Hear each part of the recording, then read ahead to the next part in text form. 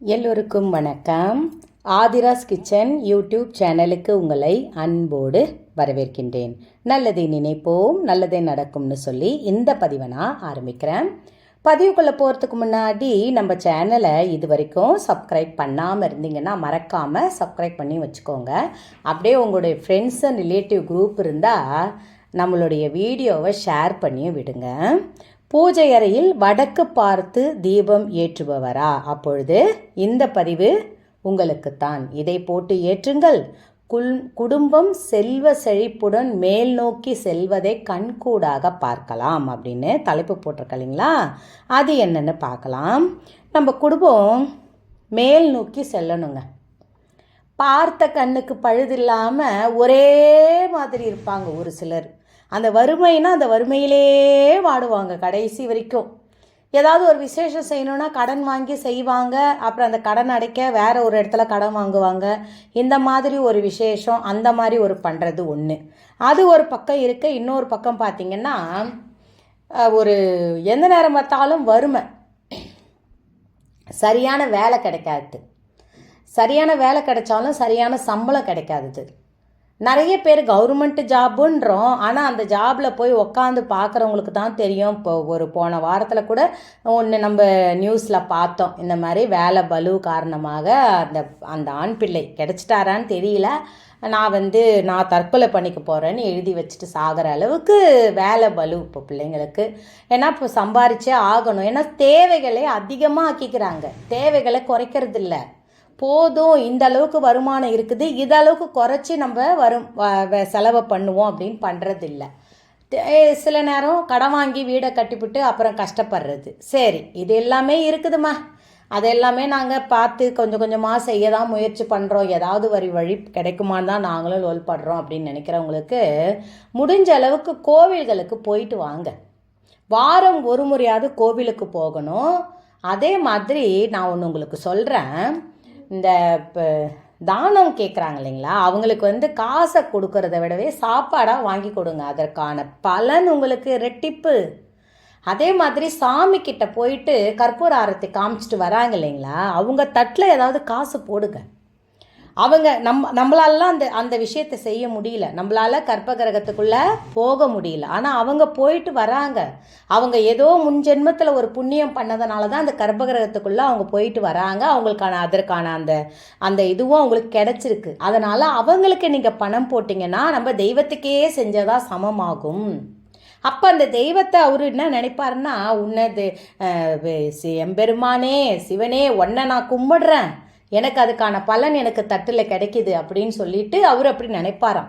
அதனால் நீங்கள் முடிஞ்ச அளவுக்கு அவர் அந்த சுவாமியை போய் கற்பூர ஆரத்தி காட்டுறவங்களுக்கு தட்டில் காசு போடுங்க. சரி, வடக்கு பார்த்து தீபம் ஏற்றுபவரா அப்படின்ற கேட்டிருக்கேன். நிறைய பேர் விளக்கு ஏற்றுறதை பற்றி நிறைய டவுட்டு கேட்பீங்க. ஒற்றை விளக்காமா ரெட்டை விளக்காமான்னு. ஒரே ஒரு காமாட்சம்ம விளக்கு ஏற்றுறதை விடவே காமாட்சம்ம விளக்கு கூட தொணை விளக்குன்னு ஒன்று ஏற்றணும், இன்னொரு விளக்குன்னு ஒன்று ஏற்றணும். எப்பவுமே ஒற்றைப்படையில் விளக்கு ஏற்ற வேண்டும். வீட்டை சுற்றி கூட கணக்கு வச்சுக்கோங்க. நிலைவாசப்படியில் ஏற்றுறது, நான் ரெட்டை விளக்கு ஏற்றுறோமானா அது ஏற்றுங்க, அது கணக்கே வச்சுக்காதீங்க. பூஜை அறையில் ஏற்றுறது மட்டும் கணக்கு வச்சுக்கோங்க, சரிங்களா? பூஜை அறையில் இப்போ நீங்கள் ஒற்றைப்படையில் விளக்கேற்றுறோம், 5 விளக்கேற்றுறோம், 7 விளக்கேற்றுறோம், 9 விளக்கேற்றுறோம், அந்த மாதிரி வச்சுக்கோங்க. அப்படி இல்லைன்னா நான் 3 விளக்கு தாம்மா ஏற்றுறேன், பூஜையில் ஏற்றுங்க. அதில் ஒரு விளக்கு மண் அகல் விளக்காக இருக்க வேண்டும். மண் அகல் விளக்கு நீங்கள் ஏற்றும்பொழுது அந்த வீட்டுக்கு மங்களகரம் பெருகும். 5 பூதங்களும் அடங்கியது அந்த மண் அகல் விளக்கு. அந்த மண் அகல் விளக்கை வடக்கு பார்த்து ஏற்றுங்கள். வடக்க நோக்கி ஏற்றணும். பார்த்த மாதிரி இருக்கணும் அந்த தீப சுடர், சரிங்களா? அது வடக்க பார்த்து ஏற்றும் பொழுது குபேரனுக்குரிய திசை என்பதால் நம்மளுக்கு பணத்துக்கு பஞ்சம் இல்லாமல் காசு கையில் புரண்டுக்கிட்டே இருக்கும். நம்மளுக்கு எந்த நேரமும் காசு குறைவில்லாமல் வாழலாம். நம்ம குடும்பம் நல்லா ஒரு செல்வ செழிப்போடு நல்லா இருக்கணும். அடுத்தவங்க மத்தியில் நம்ம பிள்ளை போய் தலை குனிஞ்சு நிற்கக்கூடாது. நம்ம பிள்ளை தலை நிமிர்ந்து வாழணும் அப்படின்னு நினச்சி நீங்கள் நம்ம தாயாகப்பட்டவங்க நிறைய பேர் இந்த கொஷினை என்கிட்ட கேட்குறீங்க. அம்மா, நான் கைம்பெண், நான் செய்யலாமா இந்த வழிபாடு? தாராளமாக செய்யலாம். நம்மளை விட நம்ம பிள்ளைங்க நல்லா இருக்கணும்னு யாருங்க நினைப்பாங்க? தாய் தந்தையை தவிர. அந்த மாதிரி நீங்கள் எதை நினச்சி நம்ம பிள்ளைங்களுக்காக நீங்கள் செய்கிறீங்களோ நிச்சயமாக நல்லது மட்டுமே நடக்குங்க.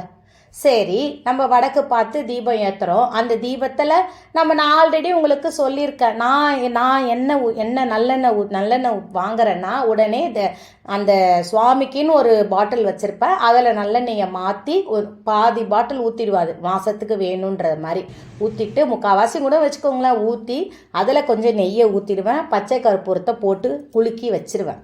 இது நடுவில் இன்னும் ஒன்று செஞ்சிங்கன்னா இன்னுமே அபூர்வம் உங்களுக்கு. அதுவும் குபேரனுக்கு உகந்தது. ஒரு 5 ரூபாய் நாணயத்தை அந்த எண்ணெய்க்குள்ளே போட்டு ஏற்றுங்க. விளக்கு எரியிற விளக்குக்குள்ளே 5 ரூபாய் நாணயத்தை போடுங்க. அதுக்கப்புறம் கொஞ்சோண்டு அந்த நம்ம பச்சை கற்பூரத்தை ஏற்கனவே எண்ணெயில் கலந்துக்கிறீங்கன்னா நீங்கள் தனிப்பட்ட முறையில் எண்ணெயில் கலக்க தேவையில்லை. ஒரு டைமண்ட் கற்கண்டு அதில் போடுங்க.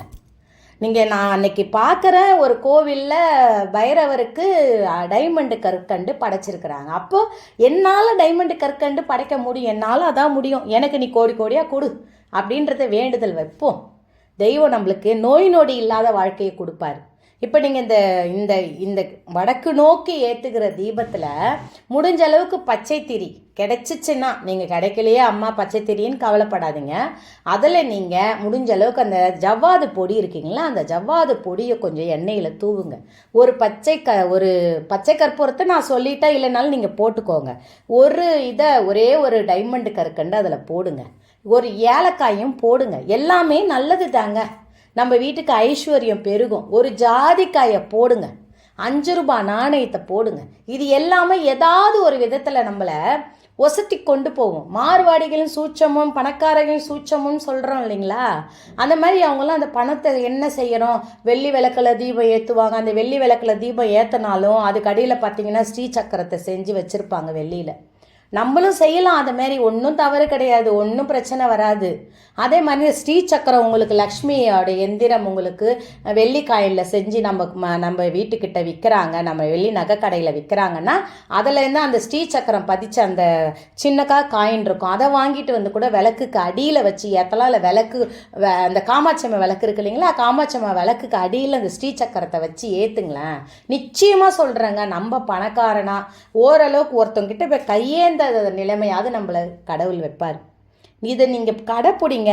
நிச்சயமாக நம்ம குடும்பம் பணக்கார தனத்தோடு செல்வ செழிப்போடு நோய் நொடி இல்லாமல் நல்லாவே இருக்கும். அதுக்கப்புறம் நீங்கள் நினைக்கலாம் கேட்கலாம், அந்த ஜாதிக்காயெல்லாம் என்னம்மா பண்ணுறது, திரும்ப திரும்ப அதே ஜாதிக்காயை அதே எண்ணெயிலே போடுங்க. பழைய எண்ணெய் என்னம்மா பண்ணுறது, பழைய எண்ணெய் ஒரு சின்ன கிணத்துல ஊற்றி வைங்க. ஏன்னா வாஷ் பண்ணும் பொழுது அந்த பழைய எண்ணெயை ஃபஸ்ட்டு ஊற்றாதீங்க. ஏன்னா நம்ம எண்ணெய்ன்னு ஊற்றினாலே அந்த எண்ணெய் நெய்வேத்தியம் மாதிரி தெய்வத்துக்கு நல்ல எண்ணெய், புது எண்ணெயை அந்த விளக்கில் ஊற்றிட்டு அந்த விளக்கு கொஞ்சம் எண்ணெய் குறையுது இல்லைங்களா, அடுத்த நாள் விளக்கேற்றும் போது அந்த பழைய எண்ணெய் அதில் ஊற்றிக்கலாம். அதனால் கீழே ஊற்றக்கூடாது, அதுதான் நமக்கு பணத்தை விரயமாக்கும். அந்த நம்ம பழைய எண்ணெய் அதில் ஊற்றிடலாம். அதேமாரி திரி கூட பாருங்களேன், அந்த பழைய திரி எடுத்து அதை நான் என்ன பண்ணணும்னு அடுத்த வீடியோவில் நான் உங்களுக்கு சொல்கிறேன். நல்லதே நடக்கும், வெற்றி நிச்சயம், வாழ்க வளத்துடன் சொல்லி இந்த பதிவு நான் நிறைவு செய்கிறேன். இன்னொரு பதிவோடு உங்களை நான் மீட் பண்ணுறேன்.